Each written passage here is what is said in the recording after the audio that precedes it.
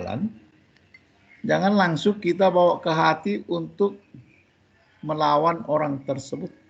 Yang namanya manusia kan punya sifat-sifat masing-masing kan.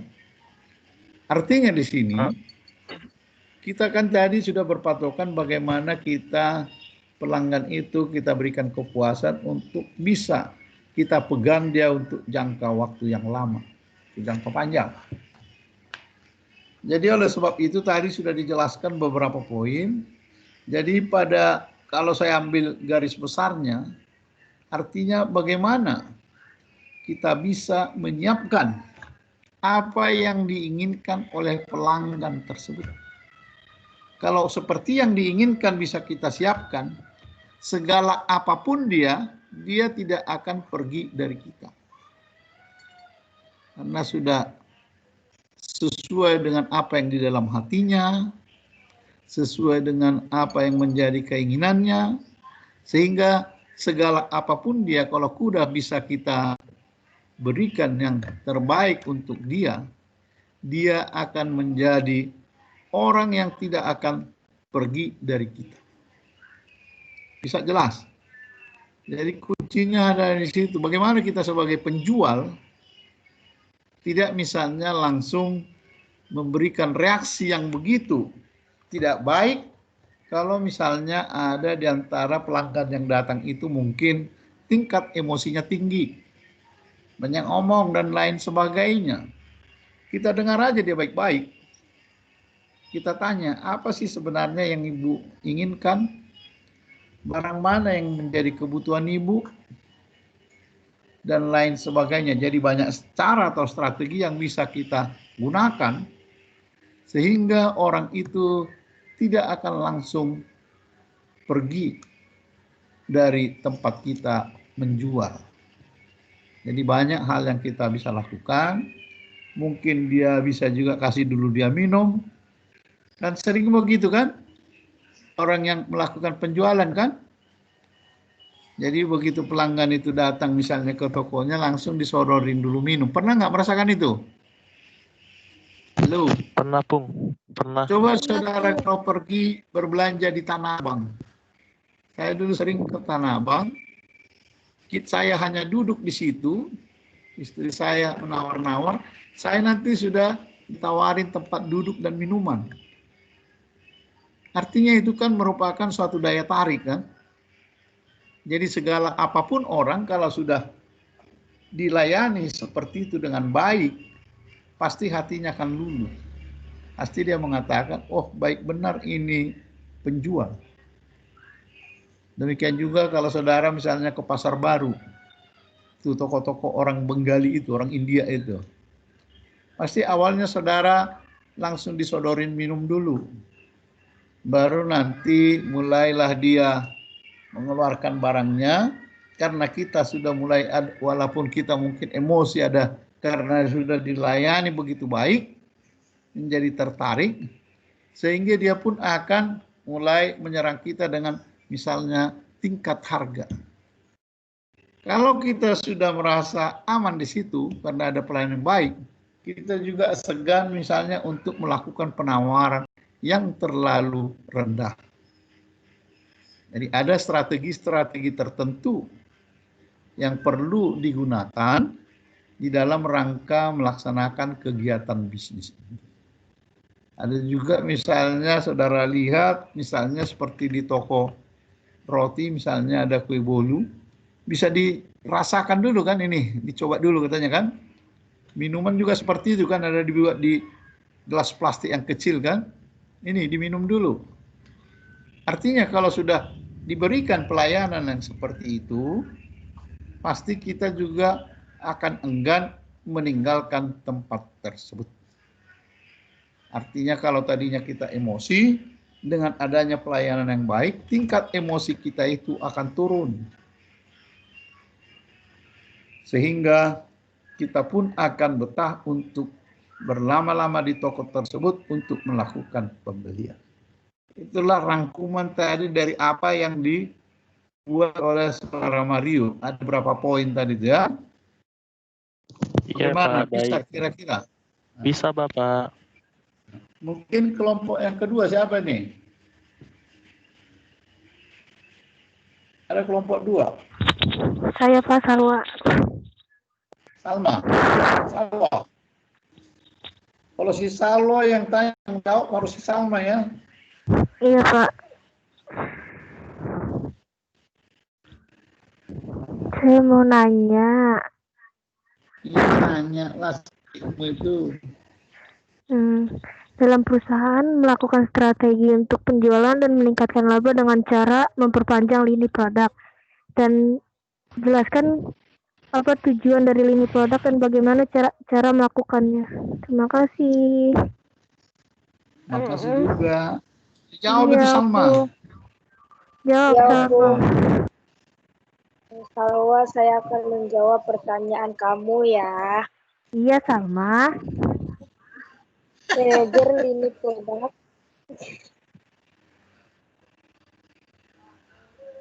Lini produk Menurut katanya. saya, manajer lini produk harus mengetahui penjualan dan laba tiap unit produk dalam lininya untuk menentukan unit produk mana yang akan dikembangkan, dipertahankan, dikurangi, atau dihentikan.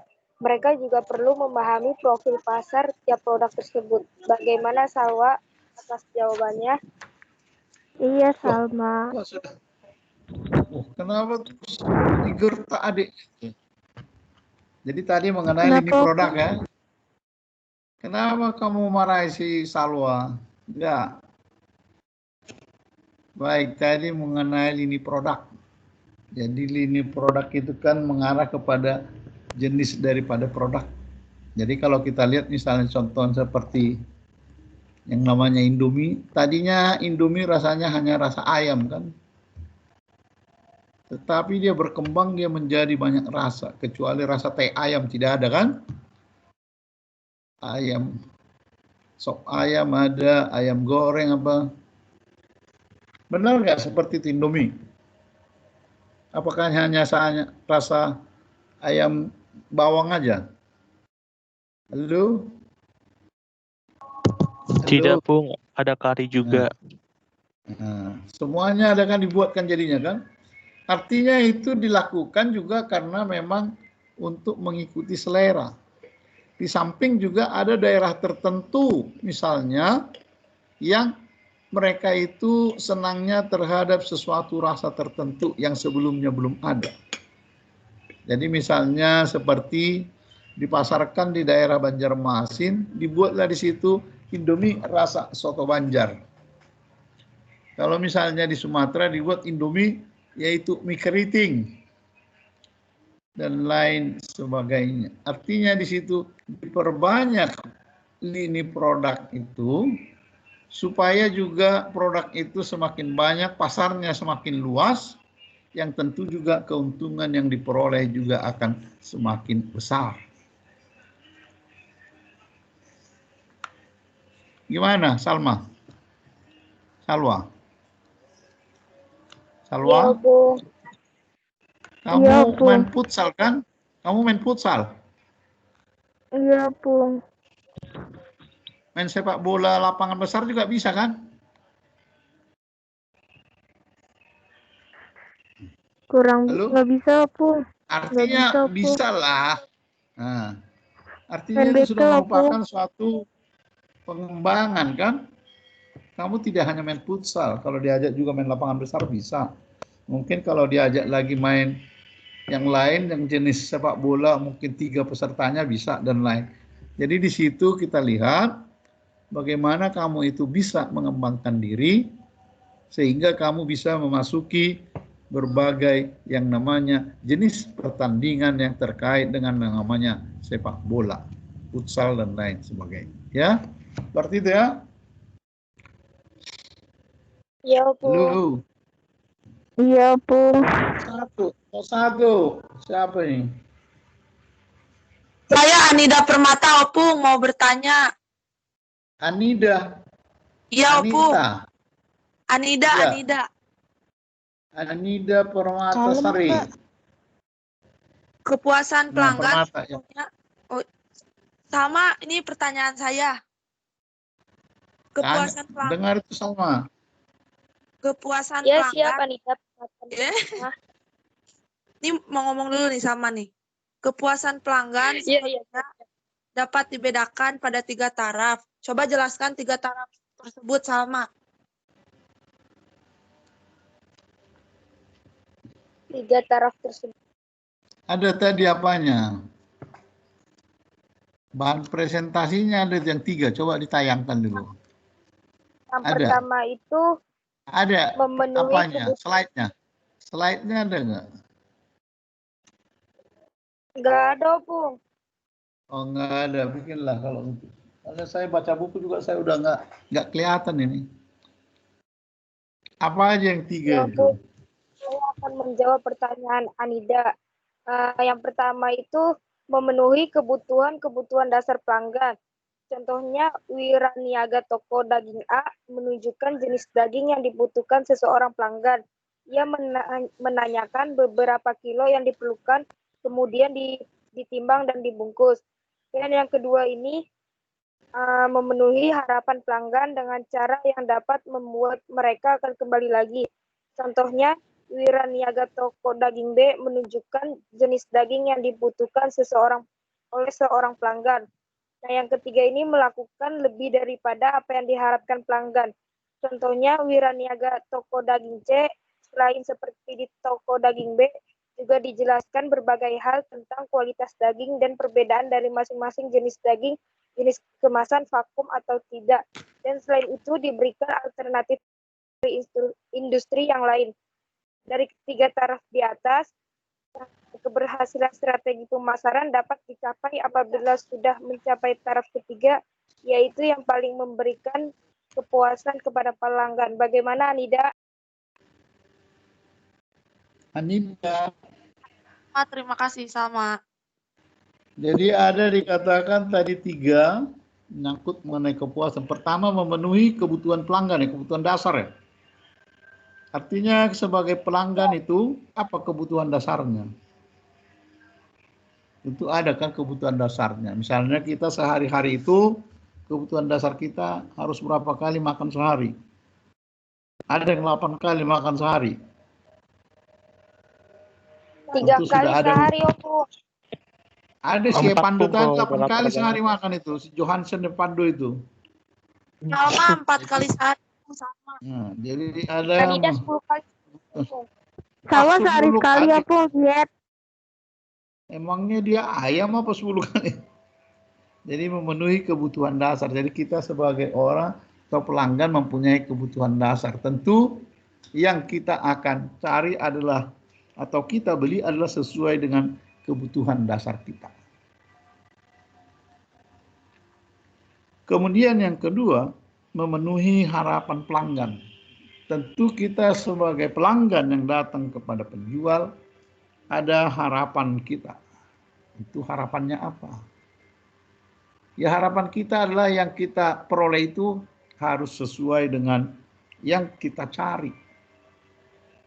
Jangan misalnya kita cari kualitas A yang diberikan nanti kualitas B. Karena banyak orang penjual seperti itu karena dia merasa bersaing sehingga dia katakanlah ini barang yang terbaik, harganya murah, tetapi nanti di dalam kemasan barang yang diberikan tidak sesuai dengan apa yang menjadi harapan kita. Artinya di sini kita sebagai pelanggan juga harus teliti untuk melihat sesuatu barang yang kita beli, apakah yang kita minta itu yang diberikan oleh penjual. Kalau sampai ini terjadi, harapan ini tidak bisa kita penuhi, kita kembali lagi seperti saya katakan tadi, kecewa. Kecewa ini akibatnya panjang. Kemudian yang ketiga, melakukan lebih besar dari apa ini tadi? Harap pelanggan. Artinya kita memberikan harapan itu lebih besar dari yang diharapkan oleh pelanggan. Karena kalau kita mampu memberikan yang melebihi harapan pelanggan, pelanggan itu nanti otomatis berikutnya akan datang kepada kita. Jadi di sini misalnya mengenai kualitas lagi atau harga. Diberikan kepada kita kualitas yang terbaik, tetapi harganya tidak melebihi atau mungkin di bawah harga dari orang lain yang menjual barang yang sama. Itu sebabnya kita sebagai pelanggan kalau misalnya di pasar tradisional, yang namanya orang belanja di pasar tradisional itu selalu melakukan tawar-menawar kan. Dia sudah tahu barangnya itu yang terbaik, tetapi selalu akan melakukan yang namanya penawaran terhadap harga yang disampaikan oleh penjualnya. Sebab kita sebagai pelanggan juga kadang tidak akan pernah merasa puas kalau memang tidak melakukan yang namanya penawaran terhadap barang yang akan kita beli. Tetapi ada kita lihat tempat tertentu yang memang barangnya bagus dan harga tidak bisa dilakukan penawaran. Kalau misalnya pergi saudara ke supermarket, di situ ada dijual sayur. Bisa nggak kita menawar? Dibuat di situ 5.000 kita tawar jadi 2.000. Atau mungkin tawar jadi 4.000. Bisa nggak? Halo? Bagaimana kalau di supermarket? Bisa nggak kita menawar? Atau ada nggak? Nggak bisa, Bung, kalau supermarket. Yang namanya harga itu sudah pas kan? Iya, Bung, benar. Bahkan kita lihat kadang lebih mahal. Tapi kalau kita lihat kualitas barangnya memang kualitasnya baik kan? Bersih lagi kan? Tidak perlu misalnya kita seperti ke pasar tradisional, sudah becek, kemudian harganya dinaikkan, kita harus pintar-pintar menawarnya, baru nanti barang itu diberikan kepada kita. Jadi ada kita lihat di sini masalah soal kepraktisan di dalam melakukan pembelian. Jadi bagaimanalah kita sebagai pelanggan memperoleh yang lebih besar dari apa yang kita harapkan. Jadi harapan kita itu besar. Tetapi bisa nggak yang diberikan penjual itu lebih besar dari apa yang kita inginkan tersebut? Dan kita memang selalu mempunyai sifat yang seperti itu kan sebagai orang yang melakukan pembelian. Jadi kita selalu mencari yang terbaik, walaupun mungkin dari segi uangnya kita tidak begitu banyak gitulah. Walaupun uang kita sedikit, kita selalu mengharapkan mendapat barang yang kita beli itu adalah yang terbaik. Jadi itulah kira-kira ya apa ya? Siapa tadi itu? Si Anita. Anida Permata. Ya. Nah. Ya, Jadi semua grip sudah ke bagian tadi. Ada lagi yang mau bertanya? Halo? Masih ada yang mau bertanya?